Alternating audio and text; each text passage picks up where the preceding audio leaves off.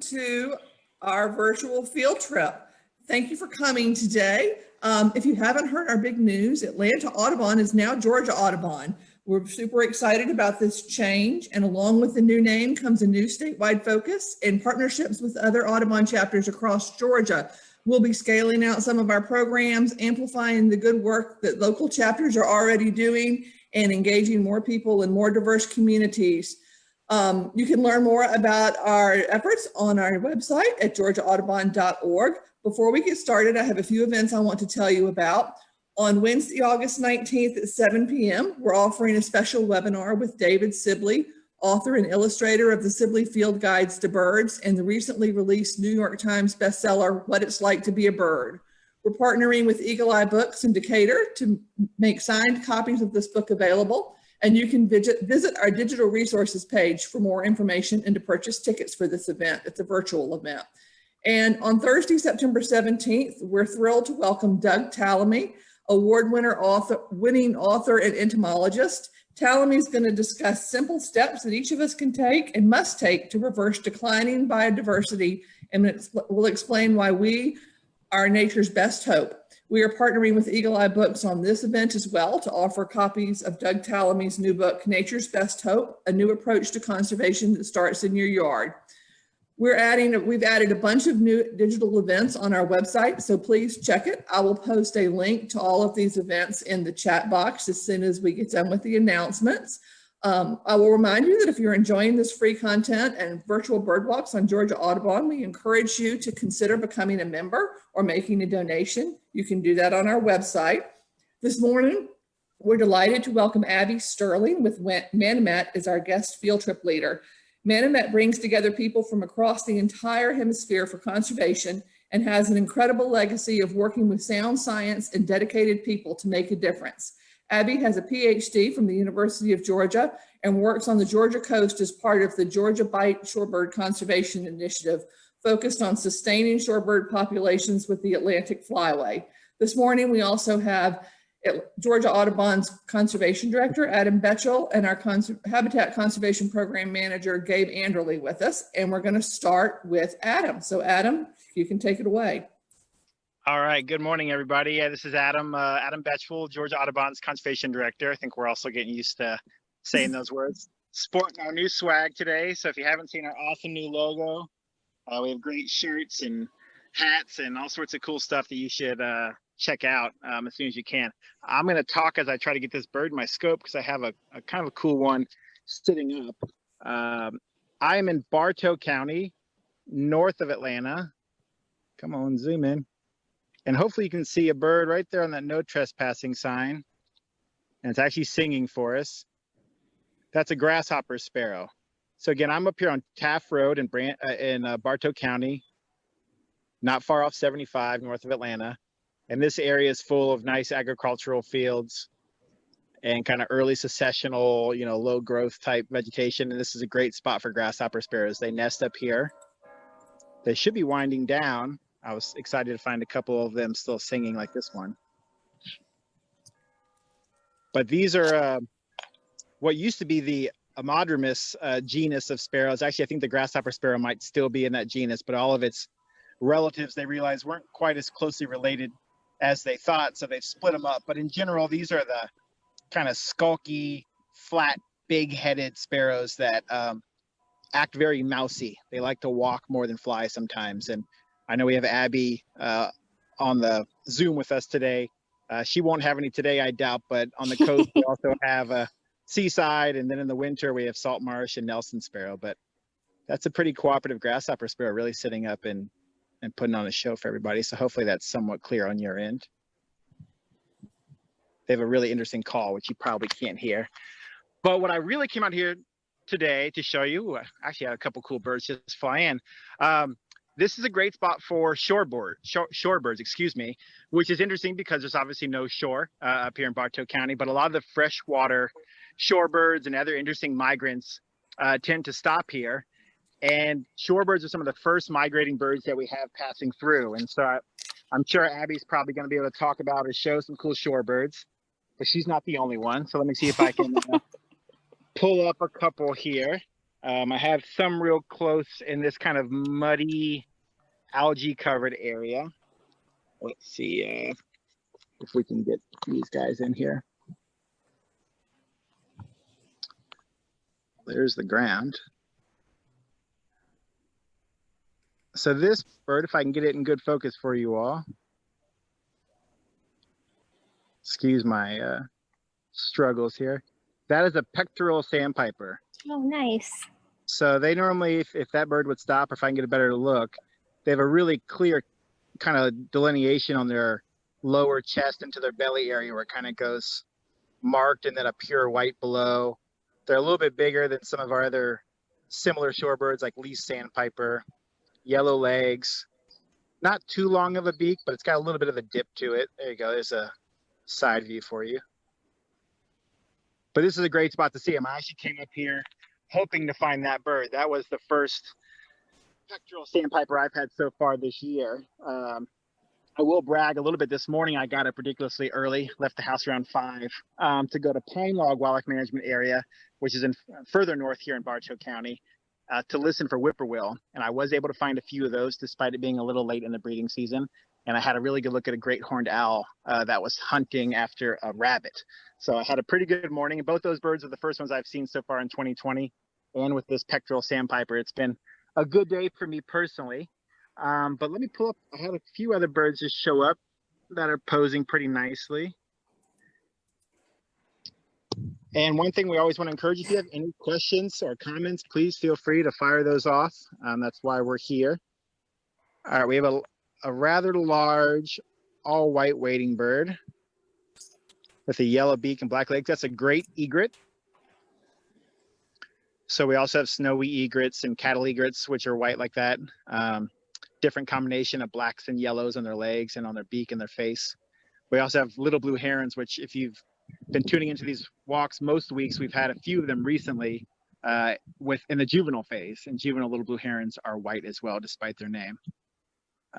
On the fence post there, as we go, there are a bunch of wood ducks. There's a couple more in the water. I had over 20 here just a minute ago. When that great egret flew in, it kind of scared away some of the ducks. In the back there, you can see some more wood ducks. And they're in their eclipse plumage, so a lot of the males aren't as showy as normal. They still have that bright red eye and some other cool stuff going on, but they're undergoing a molt or changing out some of their feathers, actually most of their feathers, and they have a very different plumage. So if you see any weird mallard ducks or any kind of odd looking brown ducks, here, let me show you this real quick. There's a crow that you might be able to see. It's being chased by an eastern kingbird, they're a tyrant flycatcher. Their scientific name is Tyrannus tyrannus, so they're the most tyrant-like of all of our tyrant flycatchers. So it's pretty common to see them chasing red-tailed hawks or crows or anything that might, eat their young or, overstep in their territory. So that's a great bird that we can get out here in Bartow County. I was really hoping for a long shot, and maybe we'll get lucky before I'm done. There was an Upland Sandpiper that was seen here a couple days ago. Excuse me just a second, a truck's about to go by, might be loud. But Upland Sandpipers, again, they're kind of in that larger shorebird category, but they're more grass loving. They like kind of low level grass, open fields. They migrate through pretty early as well. They're a tough bird to get in Georgia, but the best spots are normally agricultural fields or even sod farms. So I was at a sod farm this morning near the Etowah Indian Mounds looking for uplands. I did not have any there. I had well over 100 shorebirds, lots of killdeer, pectoral, semi-palmated plover, solitary sandpiper, spotted sandpiper. So lots of good birds, but no uplands. They're a tricky bird. And I almost woke up even earlier this morning to drive down to the Marshallville area to look for them for you, but maybe next time. So I don't want to take too long. I can try to queue up some other birds here in the scope. I have another great egret that's shown up. I've had a few green herons, but they have flown off, so I can't get this in the scope for you. But again, here's kind of my area. This is just, again, a mix of cattle farms and residential areas. Adam, one question has come in. Yeah. Can you speak to whether wood ducks migrate after they molt? They do, but we have wood ducks year round.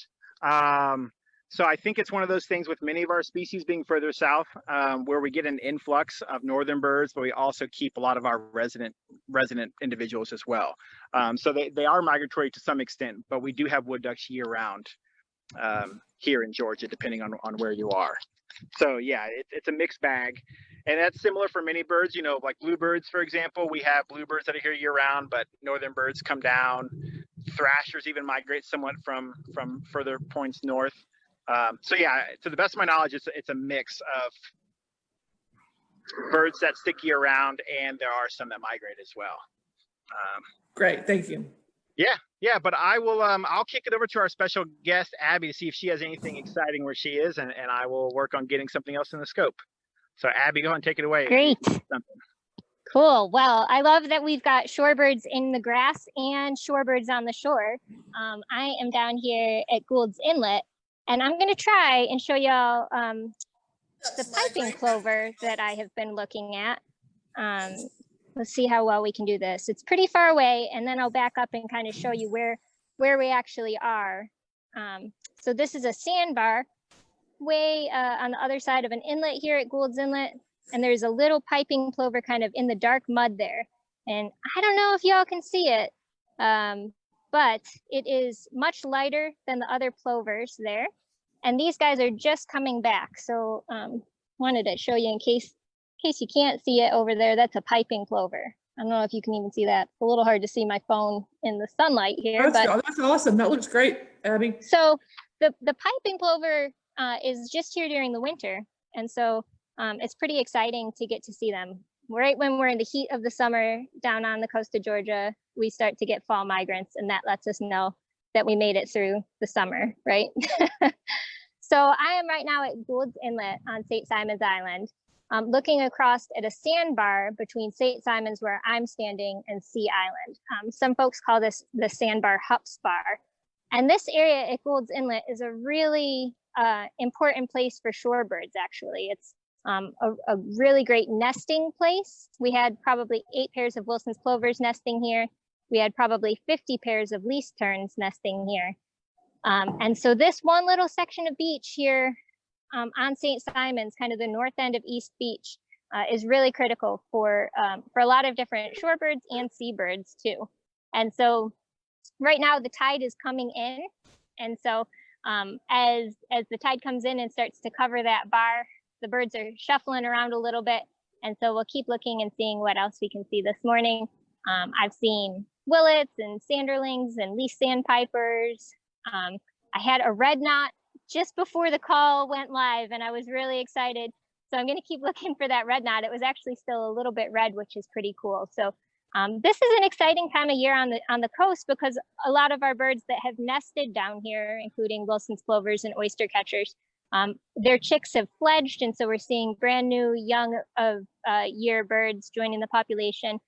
And then we're also starting to get these birds that have nested up in the Arctic or in northern areas like the piping plover, and they're starting to come down here. So we know that the Georgia coast is a really important place for the federally endangered Great Lakes breeding piping plovers.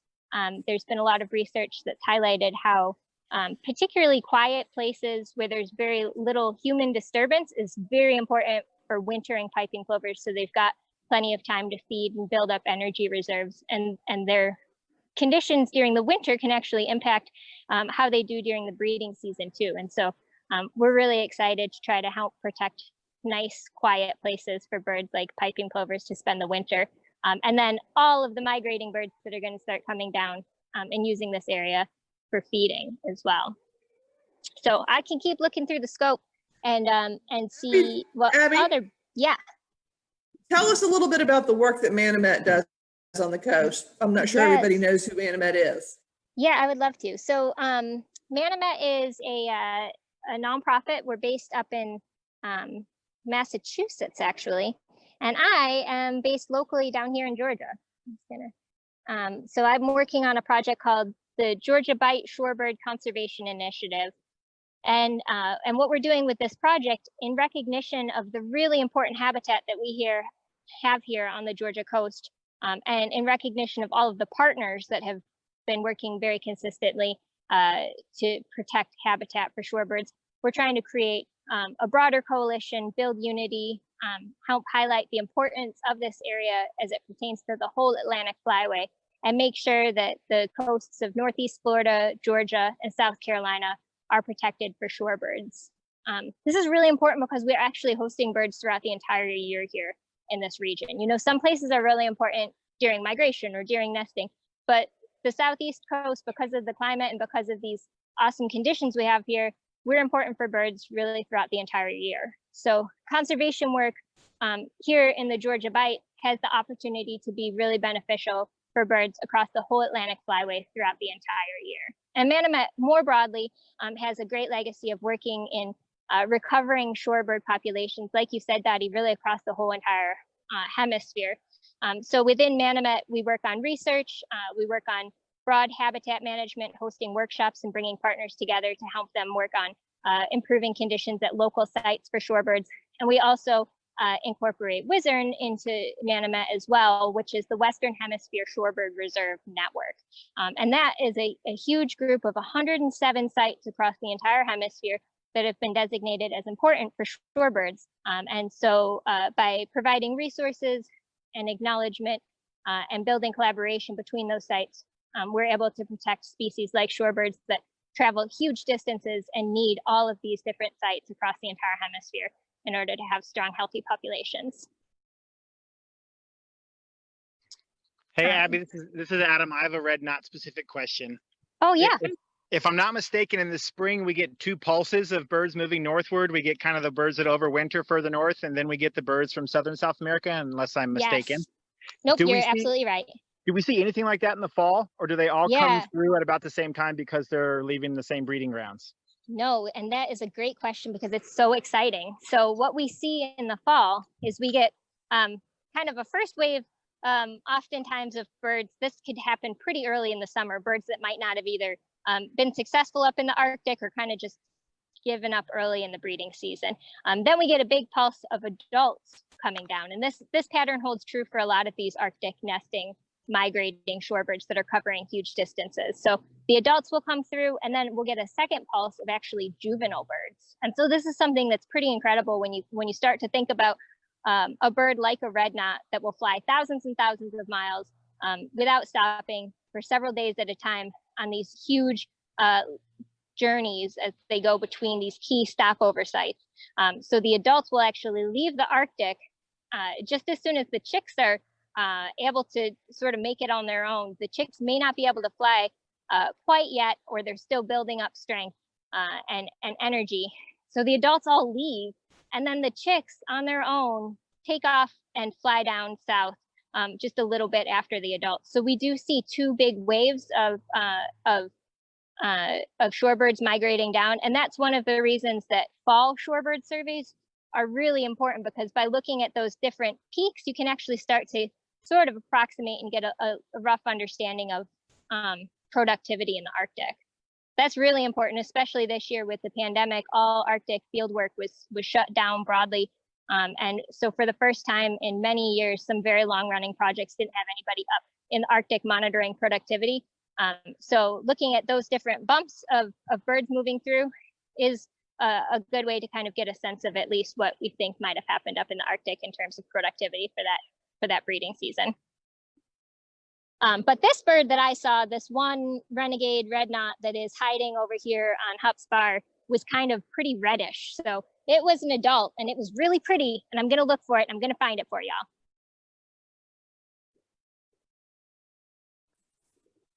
Why don't we go to Gabe now? Hello, everyone. This is Gabe Anderley. I am Georgia Audubon's Conservation Program Coordinator, and I work a lot with our habitat programs. And today I am at Lowwater Preserve, which is part of Emory University in Atlanta. And it is open to the public every day of the year. And it's a little tough to find parking just because it's near the university and the hospitals and stuff. And but if you come here after 5 o'clock, the parking at Emory University, parking decks is completely free. And so you can park in those decks either at Claremont campus or other places on the campus. And then you can walk over to Low Water Preserve or Low Water Park. And it's a great birding location. It's gets a little less foot traffic than some of our other parks and like some of the city parks, because it is part of Emory and it's kind of tucked away and parking's a little difficult to find. And so it's nice because there's a little less disturbance in that regard. And I have to apologize if you guys can hear a lot of background noise. They're doing a lot of mowing this morning. And so it's a little bit noisy at the moment. But this is Low Water Preserve is a nice sized preserve. I think it's over 200 acres. And there's a good bit of forest habitat. I think that's one of the things that really makes it special. But also the center, kind of the heart of the preserve here is, I'll turn my camera around, it's this lake. And so this is Candler Lake. And it's a great place to come and look for birds and watch birds. And you can walk around the entire lake. And I've been coming here for several years and I absolutely love this place. And so today when I got here, I came straight to the lake to try and see what birds are out and about. You know, from here, I get a good vantage point. I can kind of see pretty far and kind of scan the area to see if I can see any birds that are out and perched.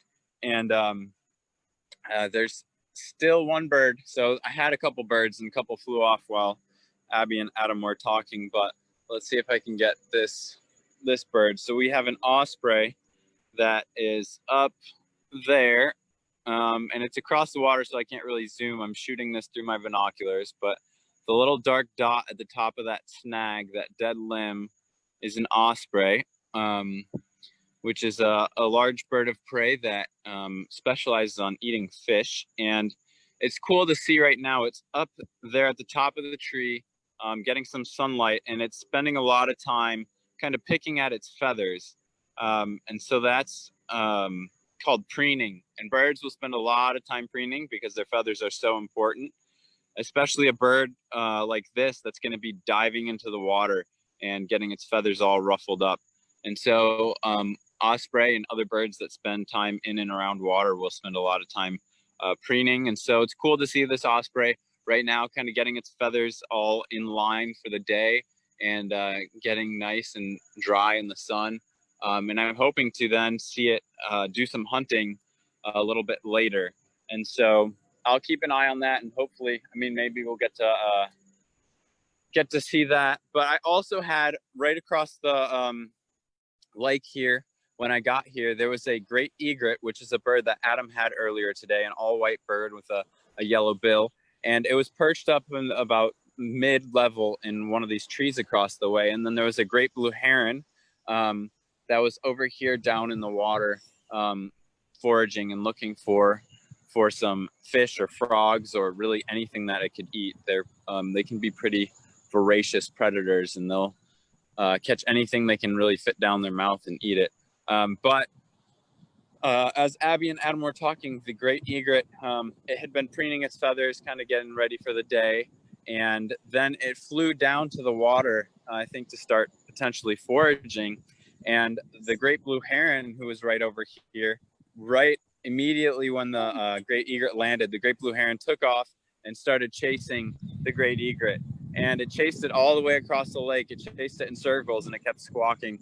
And I thought it was pretty cool to see the great blue heron chasing the great egret and trying to get it out of its feeding location. You know, I think a lot of people spend a lot of time birding and just trying to focus on identifying the bird. But looking at, you know, their behavior can tell you so much and really enriches your birding as a whole.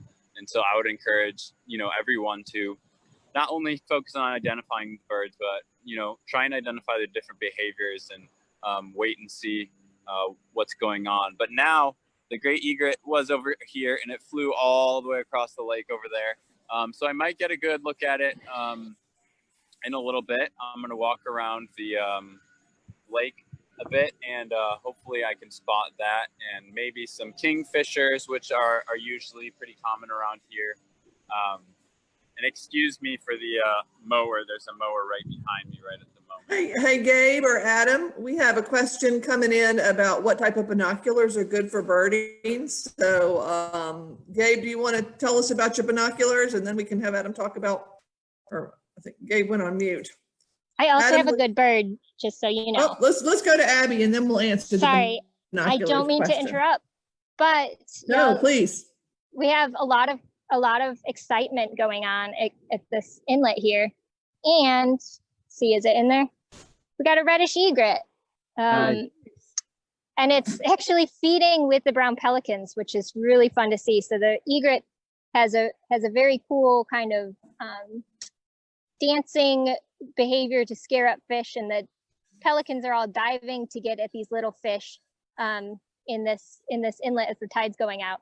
And so I just wanted to give you all a quick opportunity, because reddish egrets are a pretty cool bird. Not super common, but this kind of little inlet type area is sort of where we often see them. So really pretty, kind of purpley looking wading bird. I would have called it a purplish egret, but they're hopefully, can y'all see it? Is that A little bit. in the view? Hey, Abby, tell us while you're online, tell us about your optics, what your scope and what binoculars you're using.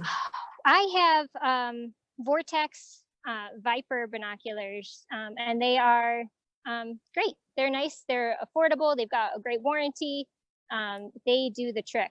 They're maybe not the fanciest, but really nice and a solid pair of binoculars. And then the scope that I'm using is a Koa Prominar, and it's lovely. It is fantastic. A scope is pretty critical when you're doing shorebird work, and so I'm grateful to have that. Hopefully y'all can see that egret kind of standing there.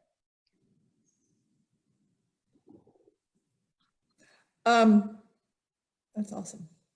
Yeah. So you can flip back to anybody else, and I'll keep looking. Okay, let's flip to Adam and let him talk about optics a little bit. Sure, yeah. So I have Nikon Monarch binoculars. They are 8x42, so the most common binoculars for bird watching. Got another vehicle coming. Are either 8x42 or 10x42. It has to do with the magnification that you're seeing and the field of vision.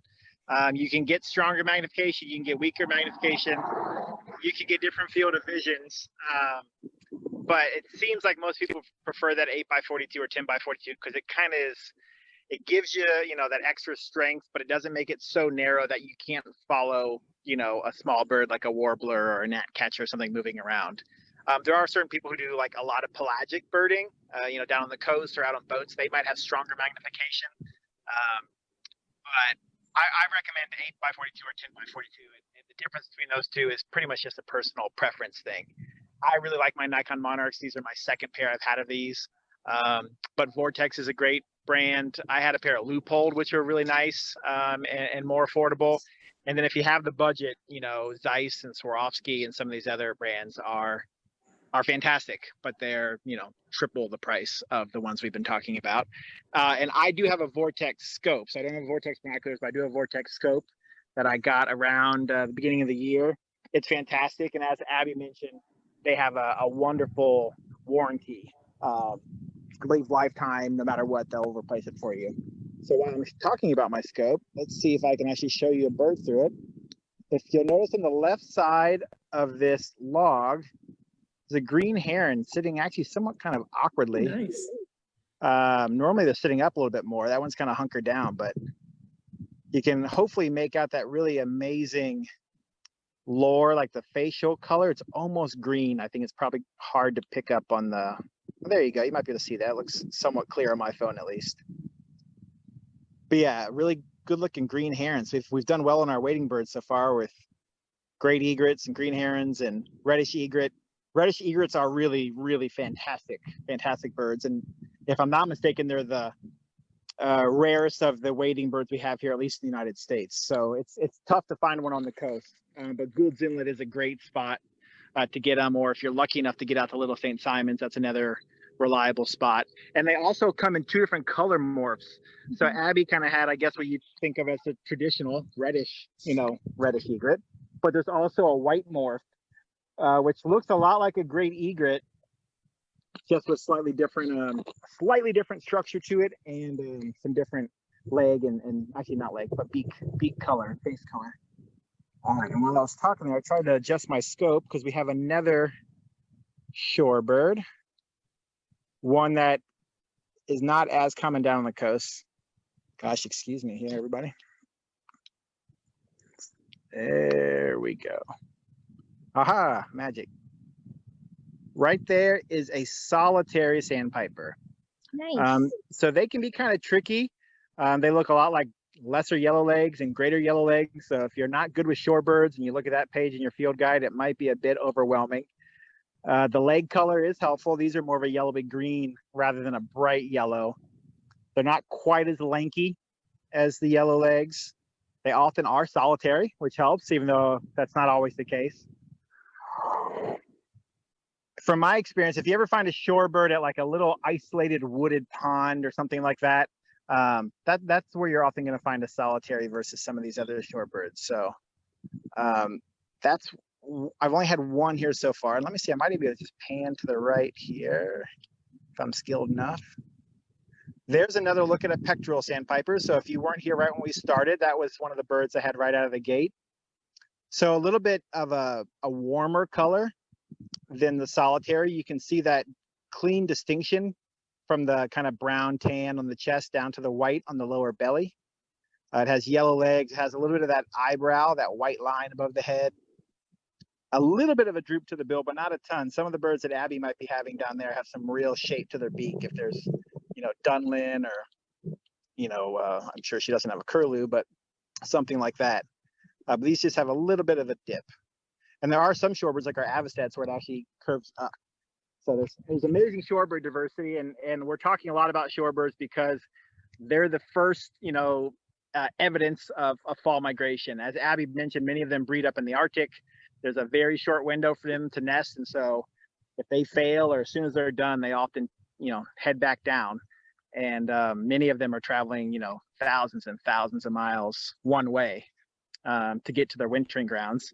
And Abby's already talked about the amazing value that our Georgia coast has for so many of these shorebirds. But even if you're in Atlanta and you're not taking a vacation down to St. Simons or Jekyll or Cumberland anytime soon, you can come up to the cattle pastures of Bartow County and find some shorebirds as well. Let me see if I can get a couple more birds here in the scope before I pass it on. I have a blue grosbeak that's singing. I don't have it in the scope, unfortunately, but so the bird on the left there, maybe I can zoom in a little bit better. The bird on the left is another green heron. I think it's a hatchier bird born this spring. And the one on the right, if I can get it in focus, is a female wood duck. I mentioned earlier, I have maybe 25 or so wood ducks out here. A lot of them move further away. But the males are really interesting right now where they still have a bit of that bright color, but they're pretty subdued as they're molting their feathers. And as we scan, my great egret is still sitting there hanging out. And further back, we had another great egret come and join us. There it is. And there's another green heron. So 3 green herons and 2 great egrets so far. And as I mentioned, the one bird I was hoping for, and maybe I'll hop in my car and drive as someone else talks, but Upland Sandpiper is a really desired bird that many Georgia birders look for. They come through in a very short window from about the last week of July into, mid to late August. And they like these open pasture lands and sod farms. Buff-breasted sandpiper is another one that comes through and tends to prefer this part of the state and those more grassy habitats compared to the coast or open mudflats. So it's a little early for buff-breasted, but you never know. And Upland Sandpiper, again, there was one here a couple days ago, and I was hoping to get lucky. And there's so much space out here that they could be around, and I could just be missing them. But in addition to the shorebirds and the wading birds, eastern kingbird, blue grosbeak, eastern meadowlark, red-tailed hawks, indigo bunting, a good mix of kind of what is expected out here. Earlier this year, I did one of these virtual bird walks in here and was lucky enough to have a couple of dick sissels, but I have not picked those up yet today. 3 different dove species, our native mourning dove, and then 2 non-native, of course, the pigeon. and then the Eurasian collar dove, which I thought I could maybe get in the scope for you all, but it's not hanging around. So I will kick it to someone else and try to get a different vantage point. Gabe, have you made it around the lake, or are you still huffing it?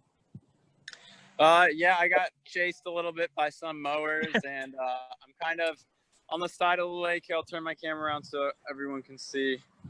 I got a side view of the lake, and I'm kind of on this hillside going up because I wanted to talk about a couple plants that I noticed on the side. But really quick, just so people know, I'm using Eagle Optics Denali binoculars. They're 8x42, and this company is now owned by Vortex, and so it's I think you're going to only find these Eagle Optics binoculars used at this point. They got absorbed by Vortex, but I love these. They're very great, solid pair, not super expensive at all. And yeah, so I said I wanted to talk about some plants. Plants are such an important part of every ecosystem, and they're really connected pretty closely to birds, because birds rely on plants for food, whether that's fruit or nectar or seeds. But also plants directly support our insect populations, and birds heavily rely on insects, especially during breeding season. And so it's really important to start to, learn plants and get a good understanding of them if we want to protect our birds. And so right here is a plant that I noticed. And like I said, I'm at Low Water Preserve in Atlanta. So this plant is pretty common in urban areas because it's used very heavily in landscaping. And it's called Heavenly Bamboo, or Nandina. And you can see it has pretty distinct leaves and leaf arrangement.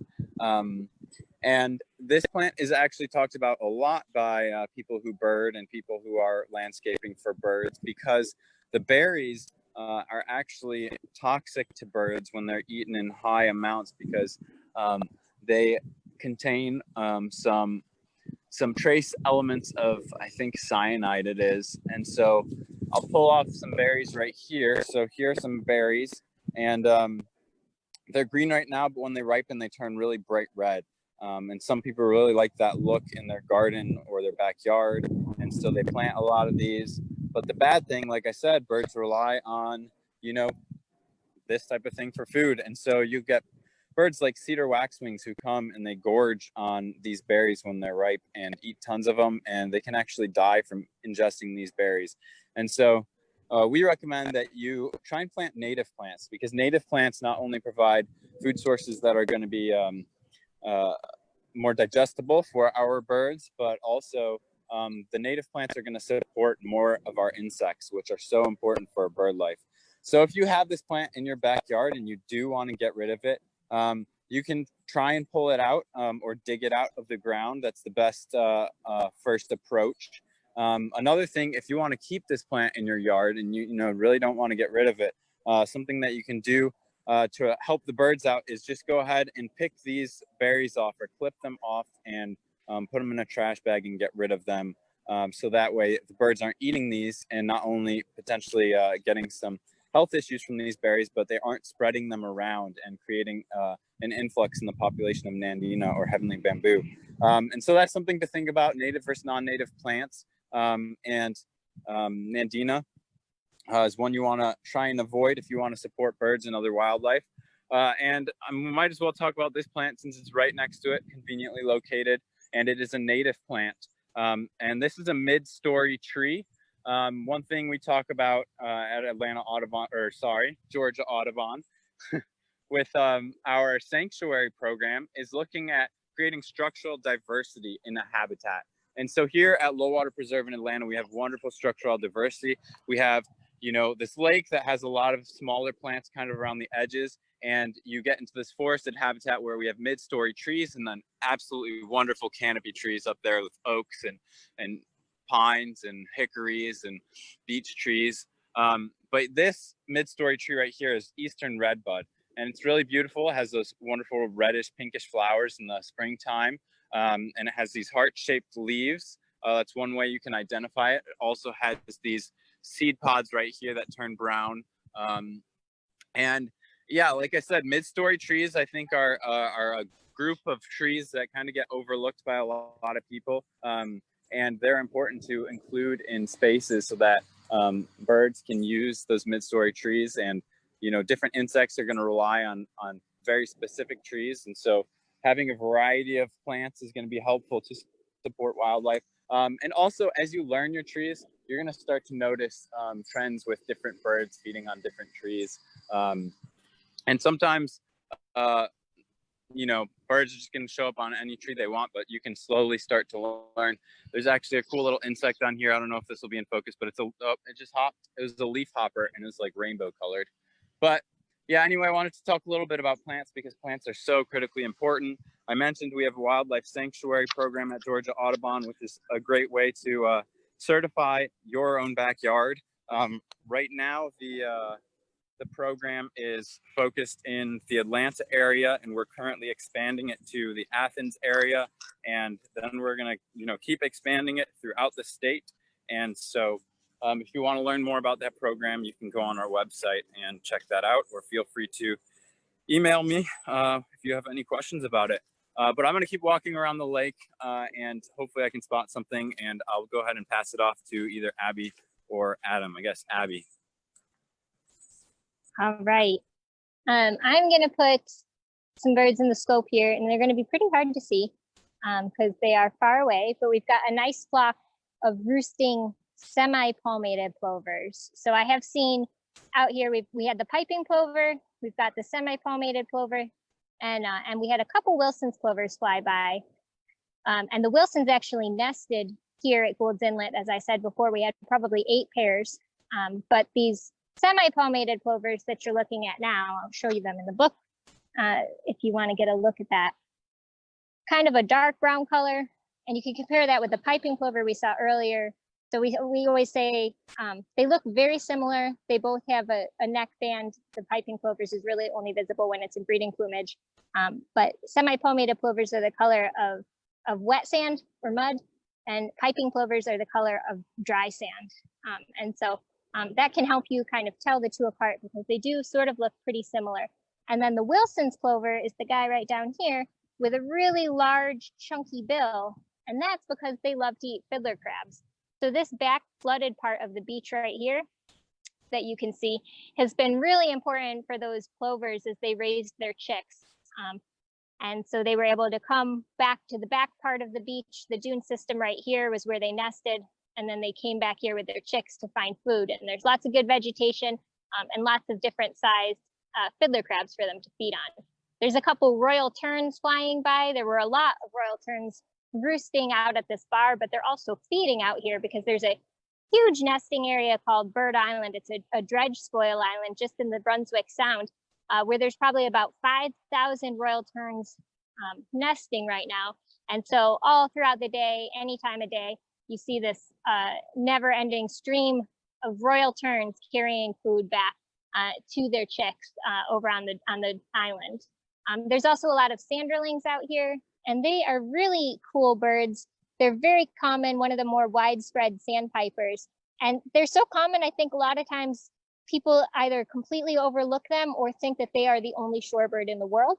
But they're awesome because they travel all the way to the Arctic for nesting. And so I think a lot of people don't quite understand that they're looking at one of these incredible migrants as well when they get to see a sanderling. And I'll just give you a quick look at all the brown pelicans and royal terns here at the edge of the bar. As I said, the tide is coming in, and if you remember when we started, there was a lot more sand exposed. And so one of the cool things of the Georgia coast is it's a super dynamic environment, right? You've got 2 high tides, a really large tidal amplitude of 6 to 8 feet, and then this habitat that's just constantly shifting and changing based on those tides and the tremendous amount of movement of all of the sand coming down, getting deposited on the coast and getting moved around and built up. So this area here at Gould's Inlet has actually changed tremendously. You can talk to anybody who's local and they'll tell you stories of when the creek used to flow through here, when the sandbar wasn't even over there.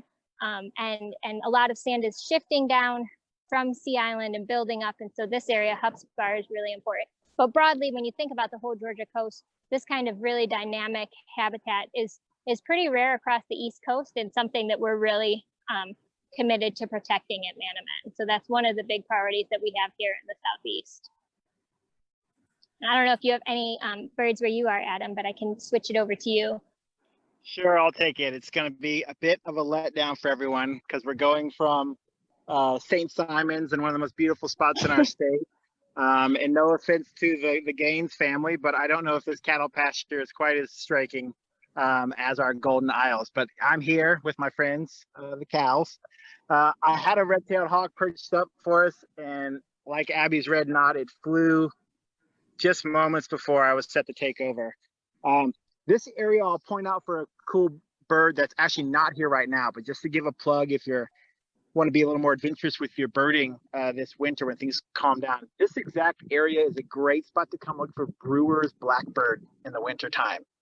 So again, this is Taft Road. If you play with eBird at all, the Brandon Farm and Taft Road, a hot spot, is exactly where I am. But if you look for this Gaines cattle, mixed in with the hundreds and hundreds and hundreds of brown-headed cowbirds and starlings, you can often find Brewers Blackbirds in the wintertime. So they kind of migrate from areas more north and west to get down here. So I do have some birds in the scoop. Let's see if I can get them for you. Again, not too exciting. We actually have no birds in the scope right now. Let me pan a little bit for you. Adam, if you want me to steal it back really quick, I have a tri-colored heron and a snowy egret, and we could round out our waders. Go for it. It's more exciting than the immature starling I was about to show. So go for it. Oh, well, we'll be quick. They're being pretty cooperative. They were in the same field of view for a second. But you can see we've got a snowy egret, this back beach pond. It's got black legs and yellow feet. And then I'll see if I'm able to scan over here a little bit and get our tricolored heron in the scope. And they're almost coming into the same field of view. There they are together. So that's exciting. And back here, this part gets filled in with the tides. It's not connected. So it's really only the big tide that we had with the tropical storm the other day that filled this in and trapped a lot of little fish in here. So we see least terns feeding in here, and we see a lot of wading birds coming back in here as well now that it's filled with water. So sending it back to you, Adam. Sure, I'll stay on theme. And it's a bit far, but that's a great blue heron that you're seeing back in this little pond in one of these mini cattle pastures. So yeah, we've done well with great egret, great blue, reddish, snowy, tricolored. Green. Yeah, we should have sent Gabe to somewhere to get the night herons, but we're doing pretty well here. There are some more pectoral sandpipers back there, which is just a bit too far to show you on the phone. I know I showed you some much closer earlier. And if I pan to the right a little bit, there's another great egret. So there's that little white speck. There you go, lifted its head up. So a pretty big bird, but it's still somewhat dwarfed by the great blue heron there. But yeah, I was hoping there'd be that when I drove past here earlier, there were some Eurasian collared doves that were hanging out, but they have moved on. This particular area is also good. Again, I've already mentioned why it's good during the breeding season and migration. Shorebirds are coming through. This spot is just known to pick up kind of awesome rare birds in migration. There's been spoonbills. I've seen white pelicans out here, a surf scoter, a marine duck showed up at one of these little ponds. So you never know what might be here. So it's always worth checking out. But in the wintertime, it's great for merlin and kestrel, falcon, and those Brewers Blackbirds that I mentioned. Sometimes you'll get sandhill cranes. Anything can show up. It's such an exciting spot.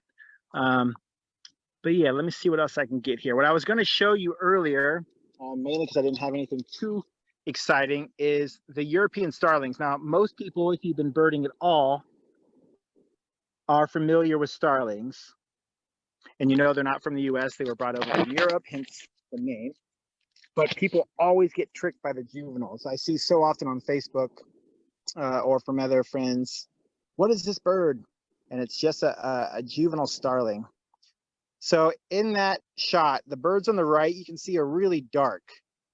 kind of a shiny black iridescent. So those are the adults. But those tanner birds, let me see if I can get it in a little better focus for you all.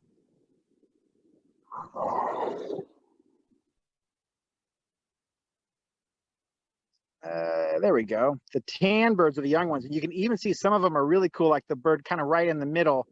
It's got some, just hopped up a little bit. It's got some black on its chest and on the sides there. It's starting to molt in some of those black and white speckly shiny adult feathers. So they're kind of a patchwork of browns and blacks right now. When they're really young, or they're first hatched or first fledged, when they first leave the nest, they're kind of completely this kind of drab tan gray type color. But the structure of the beak is a good clue to what you're looking at. But yeah, it's a bird that we see a lot confusing people, because they look so different from the adults. And young birds in general this time of year can be kind of tricky if you don't know what to look for. But it does drive home the point that it's often really helpful to know the structure and the shape of a bird rather than just a couple, field characteristics. Some people, if you're only cueing in on this one particular feature of a song sparrow or a palm warbler, or whatever it might be, a young bird might not have that, or the birds could be molting like those wood ducks that we saw earlier. So it's really good to practice the structure, and that's really crucial for shorebirds. They're often far away, but the way they kind of hold themselves, their beak shape, the way they forage even, can be a clue to what you're looking at. So yeah, let me see if I can find anything else exciting. Again, I'm Adam Betchwell, Conservation Director for Georgia Audubon, and we're here with my colleague Gabe Anderly, and our special guest is Abby down there on the coast, who works for Manomet, doing fantastic shorebird work. And I'm up here at Bartow County on the Brandon Farm and Taft Road, north of Atlanta. Lots of open country areas and some silage, and definitely one of the most fragrant birding spots that I've experienced here in Georgia. Gabe, do you have anything else good? I'm struggling to pick up anything besides crows and starlings. Sure, yeah.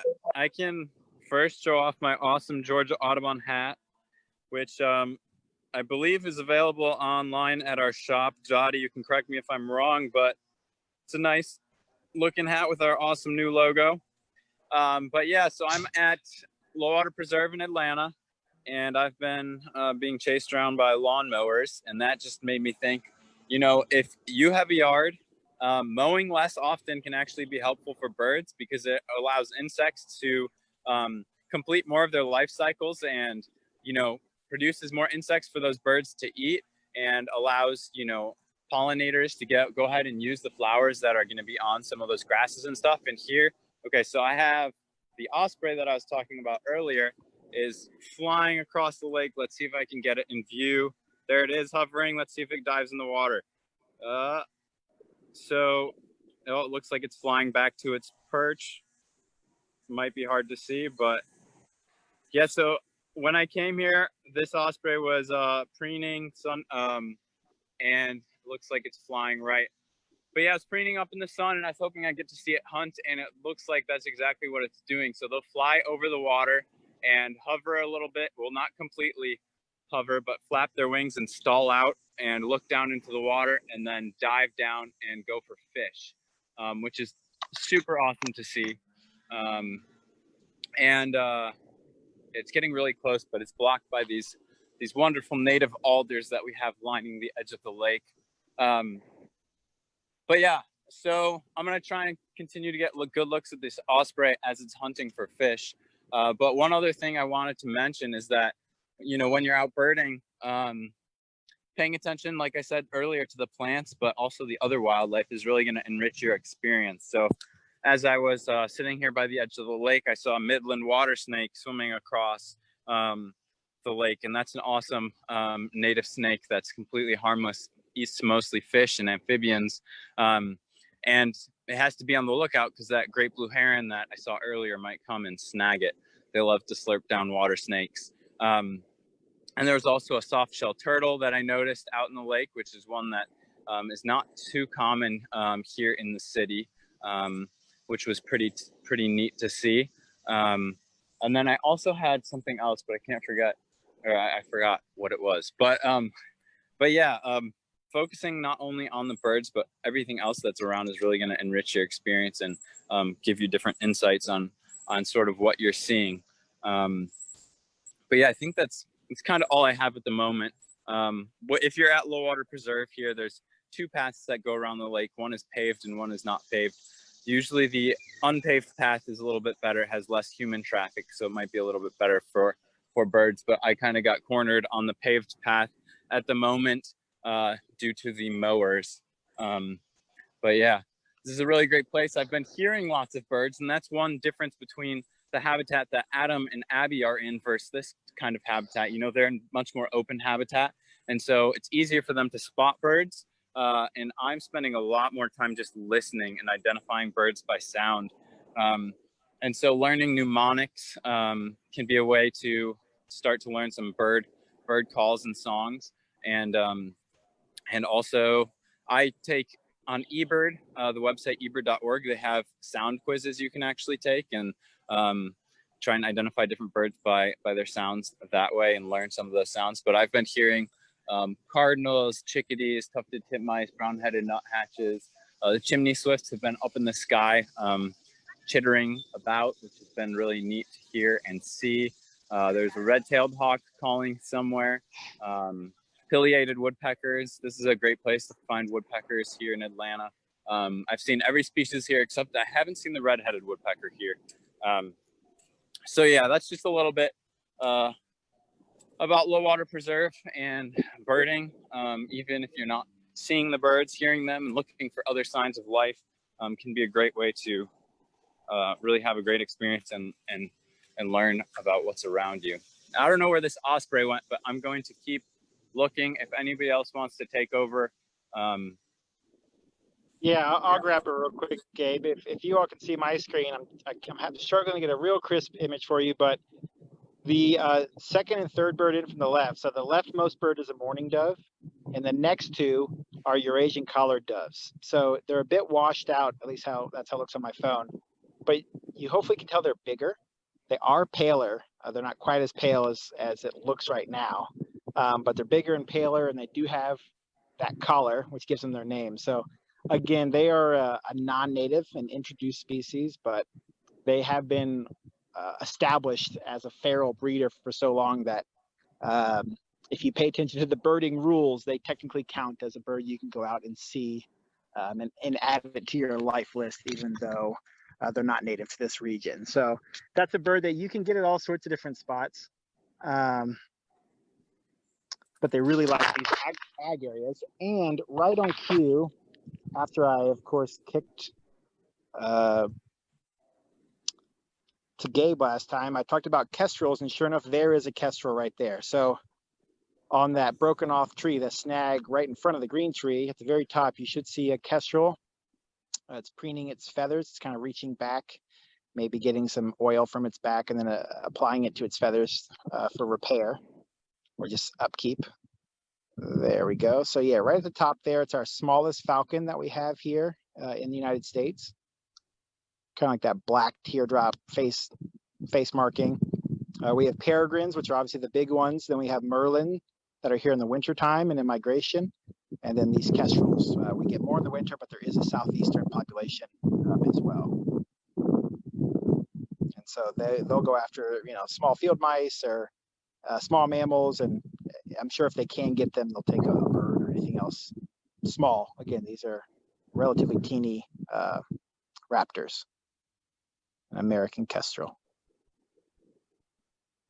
Great. Well, I see we're close on time, so I said we kick it out more time. Is there anything cool you can kind of send us off from the coast? I have right now in the scope several black skimmers, and then there's a couple of laughing gulls as well. There's been some sanderlings kind of running back and forth along the shoreline feeding. Earlier, the skimmers were sleeping on the sand, and if you've ever gotten to see that, it's pretty adorable. They lay right out, sort of like dogs. But one of the cool things with skimmers is you can see the bottom part of the bill is a lot longer than the top part of the bill. And that's because they literally skim the water surface for food. So here they are in the book. And Sibley has even drawn them laying out on the sand like that. Pretty awesome. And they're a seabird that breeds here on the Georgia coast as well. So they don't breed out there, but we do get them breeding. Abby, can on you the Georgia show coast. people? Abby, can you show people what field guide you're using? We've had some questions about field guides. Yeah. I use the Sibley guide. I also have the app on my phone because I found that I was often without my field guide and I'd see a bird when I was like running errands or something and wouldn't be able to get it, get my field guide. So they have a really nice app on the phone too. I prefer Sibley, but then there's some really great shorebird specific guides too that I could recommend. Like O'Brien is one. It's an orange book and it's got some really good photographs of shorebirds as well. Okay. Well, if you don't have anything else, we will wrap it up because we are right at the 10 o'clock mark. I would like to thank everybody for coming today, and I would very much like to thank Abby and Manomet for taking this hour with us and giving us a trip to the Georgia coast. That was quite a treat. We have resumed some limited in-person bird walks. You can find those on our website. We are asking people to register for those and to observe some special COVID-19 precautions. You can find those on our website under the Go Birding tab, field trips. And I've posted several times the link to our online store where you can get all these awesome t-shirts and hats and everything that we're wearing. Thank you for joining our first bird walk. Virtual bird walk is Atlanta, Georgia Audubon. We'll be back. I'm getting so tongue-tied. We'll be back in 2 weeks with another one. And we're listing these on our field trips calendar now, so you can find them there. Thanks again for coming, and you all enjoy your Friday. Bye, everybody. Thank y'all. Bye, everyone. Take care. Thank you. Happy birding.